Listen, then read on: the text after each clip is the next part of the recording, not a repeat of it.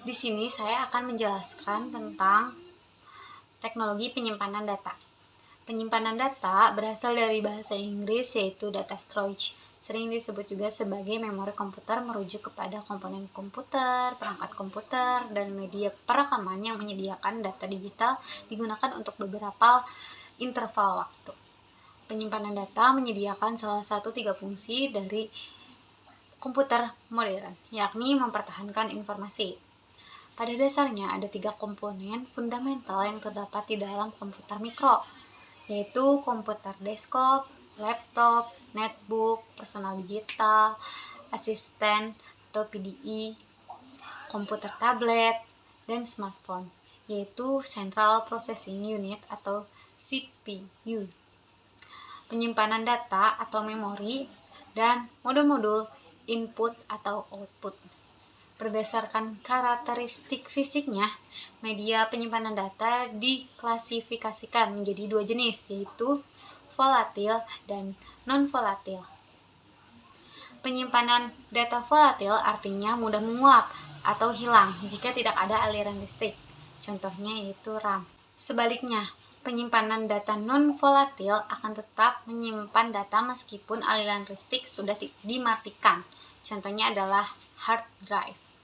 Secara hierarki, istilah yang digunakan berkaitan dengan kinerja atau performa desain arsitektur komputer. Menyimpan data dibedakan menjadi dalam 3 jenis, yaitu primary storage atau register, cache memory, dan main memory, yaitu secondary storage atau hard disk, dan tertiary storage yaitu media-media reformable. Berdasarkan jenis datanya, penyimpanan data dapat diklasifikasikan menjadi 2 bentuk, yaitu penyimpanan data analog dan penyimpanan data digital. Penyimpanan data analog yaitu bentuk penyimpanan yang pertama atau menyimpan data analog. Ini merupakan proses penyimpanan atau perekam suatu data analog atau analog recording. Contohnya yaitu perekaman pada pita karet dan perekaman pada piringan hitam. Lalu selanjutnya yaitu penyimpanan data digital. Penyimpanan data digital merupakan proses penyimpanan suatu data dalam bentuk digital atau angka. Terdapat beberapa media penyimpanan data digital diantaranya yaitu hard disk, flash disk, cakram optim, dan lainnya. Kelebihan dan kekurangan dari penyimpanan data. Yang pertama yaitu ada RAM. Kelebihannya yaitu tidak memerlukan refresh terhadap isinya dalam waktu yang cepat. Kekurangannya harganya mahal dan mengkonsumsi tenaga listrik yang lebih besar. Yang kedua yaitu ada piringan hitam. Kelebihannya ini kualitas suaranya. Ini keunggulan utama dari piringan hitam. Nah, data musik dalamnya di piringan hitam ini disimpan di dalam cerukan piringan hitam. Terus kelebihannya yaitu kesan eksekutif. Piringan hitam ini sampai saat ini memiliki nilai prestis yang cukup tinggi.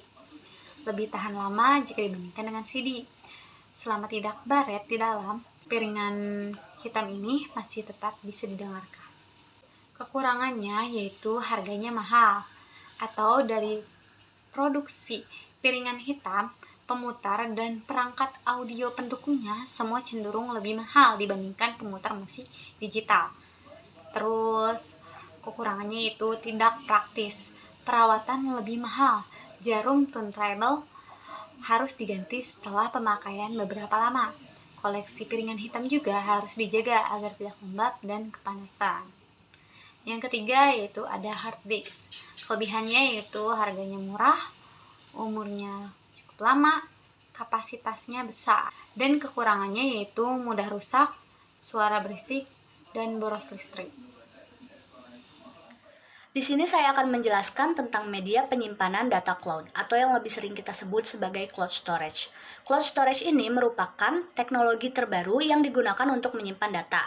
Dengan adanya teknologi ini, maka tidak perlu lagi alat piranti keras berupa hard disk, flash disk, ataupun CD. Kita hanya memerlukan komputer serta gadget yang dilayani oleh akses internet. Fungsinya yaitu sebagai alat berbagi data serta membackup data-data penting. Contohnya seperti Google Drive, SkyDrive, Drive, iCloud, dan lainnya. Kelebihannya yaitu mempermudah serta mempercepat akses data, dan juga cadangan data ada yang telah tersimpan. Dan juga biaya pengiriman datanya lebih murah. Kekurangannya yaitu kegiatan berbagi file dapat terganggu jika akses internetnya buruk, karena cloud storage ini sangat bergantung kepada koneksi internet. Saya akan menjelaskan tentang media transmisi data. Media transmisi data adalah alat yang digunakan untuk menghubungkan antara pengirim dan penerima data.